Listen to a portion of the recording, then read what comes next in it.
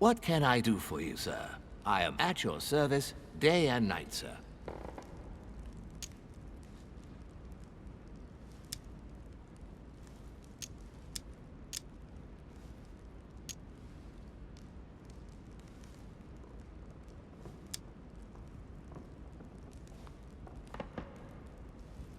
What can you tell me about the guests? Do excuse me, sir, but I am bound by discretion to say nothing about Lord Mortimer's guests, sir. Perhaps Sir would like to know something else?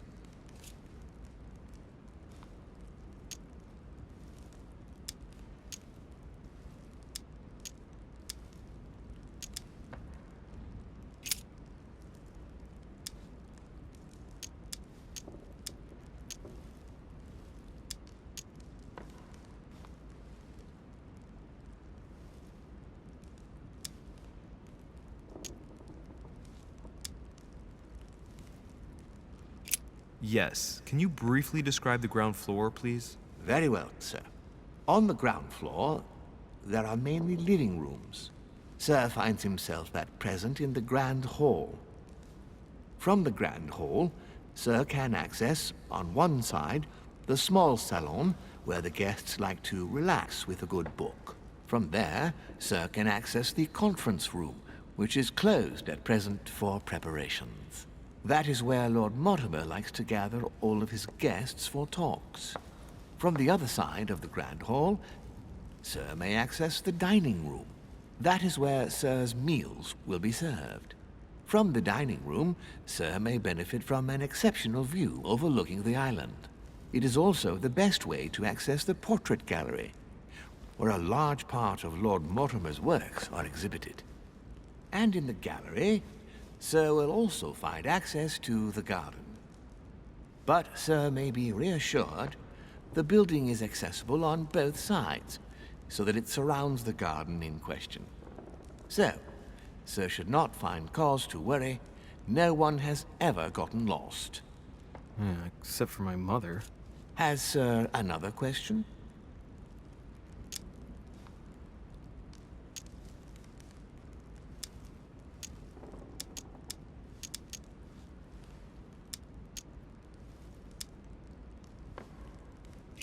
What's on the first floor? The first floor is reserved for guests, sir. That is where Sir will find his private rooms. The main corridor leads around the building. 3 stairways will enable Sir to return to the ground floor. It is also from there that Sir will be able to reach the second floor. Thank you very much. Anything else, sir? Yes.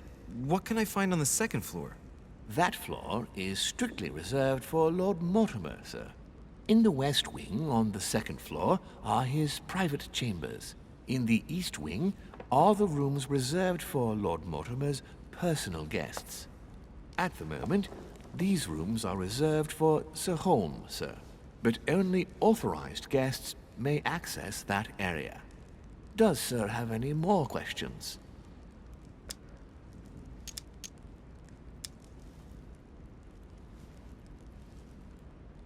What is outside on the island exactly?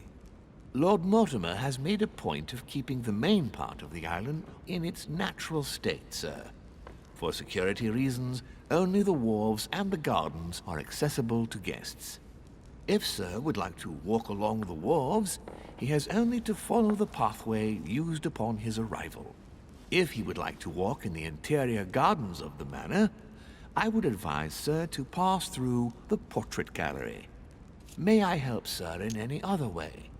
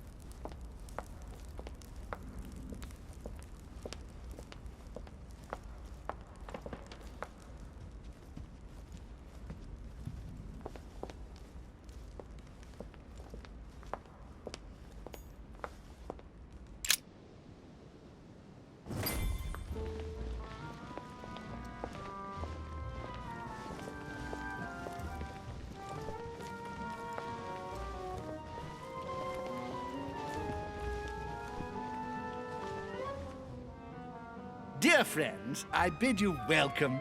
I hope the night was not too short. Your Eminence, Duchess, Monsieur de Richet, allow me to introduce our new guests. They arrived during the night. Johann Christoph von Wollner, Minister of Religious Affairs and close aide of Frederick William II, King of Prussia. Napoleon Bonaparte, Lieutenant of the French Revolutionary Army.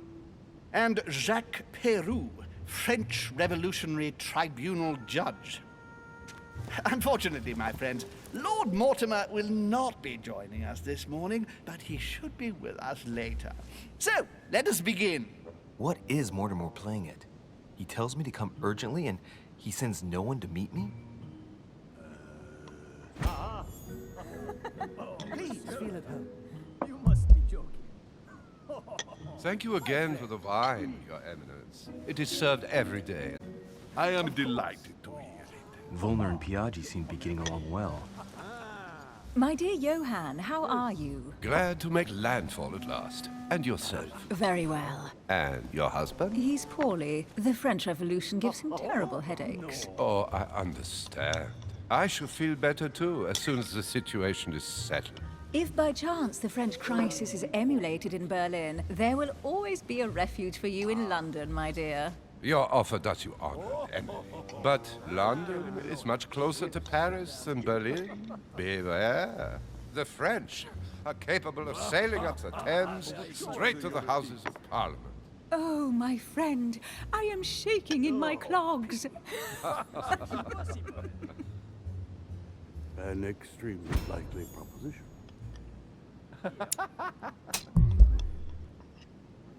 Is the wine to your liking? Very much so, Sir Gregory. Such complexity. Typically French. A Sauterne, isn't it? Absolutely. If I'm not mistaken, this is not Lord Mortimer's favorite wine. It is yours. In his absence, I have taken the liberty of making a slight deviation from the rule, but I count on your discretion. Don't worry, I appreciate the same grape varieties as you. I remember the last time we tasted that nectar here at this table. The finest minds of the century were present. And the last time we drank it, the orphanage in Bloomsbury was still in ruins. Would you repeat that? Oh, well, I put some small... The orphanage reopened just before Christmas. The bedrooms, washrooms, and the classrooms had all been refurbished. I don't know what to say.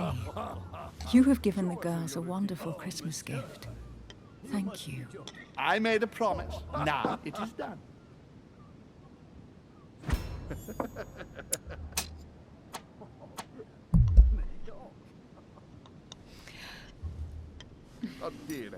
Is everything all right? Yes, thank you.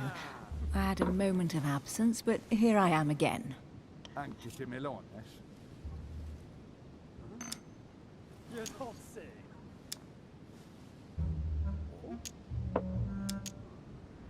My lord, I only know the prestige of your name. Might I have the honor of getting to know you a little better? You are Monsieur Louis Moras de Richet. de Richet. De Richet. A name with a nobiliary particle. Are you descended from a noble line? Of course. Please feel at home. I am just a simple French citizen. Really? Oh, you seem nothing like a commoner. Especially compared to that wretch over there sharing our meal. Certainly not. Show us your teeth.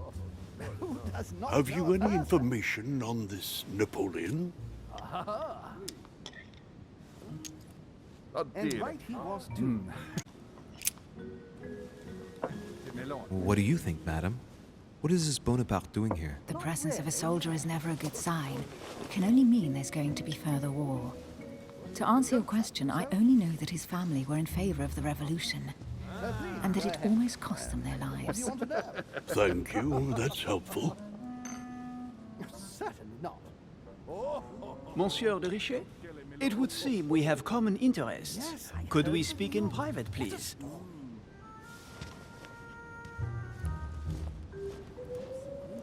It is remarkable.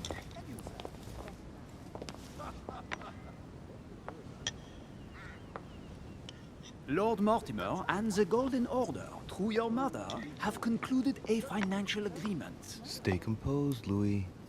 I'm listening. An agreement for cannons. Lord Mortimer assured me that you are to take over the project on behalf of your mother. You must know that I am deeply sorry about their disappearance, but I must validate the deal urgently if I want to be able to organize things properly. I haven't seen Lord Mortimer yet. I'm afraid I'll be unable to answer your questions. He assured me that you could replace your mother during her absence. I appreciate his confidence, but still, this is a bit hasty. But please continue.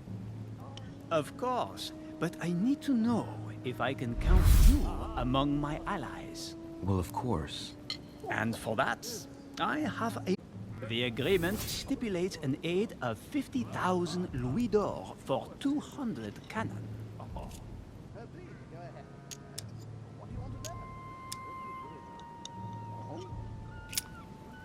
Absolutely. 50,000 louis d'or in hard cash. The offer I'm talking about was for only 20,000 louis d'or, Monsieur de Richet. The truth is, you really have no idea about our agreement. So, you're wasting my time. I need to work with people I can have confidence in, sir. The exact numbers may have escaped me. I suggest you wait for my mother's return in order to manage such details. I have one last question I would like to pose to you. We don't know each other yet, you and I. And I need to make sure that we both share the same vision for the future of France. Given the hard times that have befallen our beautiful country, what do you think it would take to restore its luster? I think what France is lacking today is a truly strong leader ready to govern her. Someone who will restore her luster, who will propel her forward so once again she becomes a proud nation respected by all. A man capable of both rebuilding the country from the inside and, at the same time, developing exterior relations. Someone with a vision, I think. The right person still remains to be found. You're right, my friend. I hear your words and I agree. Monsieur de Richet, I am reassured. I am very happy to have met you. Lord Menu, I hope to work with you in the very near future. I would like to thank you for your support by offering you this humble little gift. Reflections on the Revolution in France. Mr. Bonaparte, I thank you for this gesture, and please know that I, too, am delighted to have met you. My friends, I would like to say a few words, please. I would like to thank Lord Mortimer, and you, Sir Holm, for bringing us all together here. Those of us for whom it is not the first time here, like me, are all trembling in sweet anticipation of the arrival of our host. For the rest, I would like to reassure you that Lord Mortimer always has a few surprising projects to propose. But I can assure you that each and every one of us has always benefited from them. The last time I came to this place, Lord Mortimer offered to help me in my electoral campaign for the presidency of the United States. And it is imminently clear that his support was an invaluable aid to us. We are here among like-minded people. So let us put aside the conflicts in which some of our nations find themselves at present. So I raise my glass in honor of you all, my new and old friends. I trust you shall not be disappointed, Mr. Washington.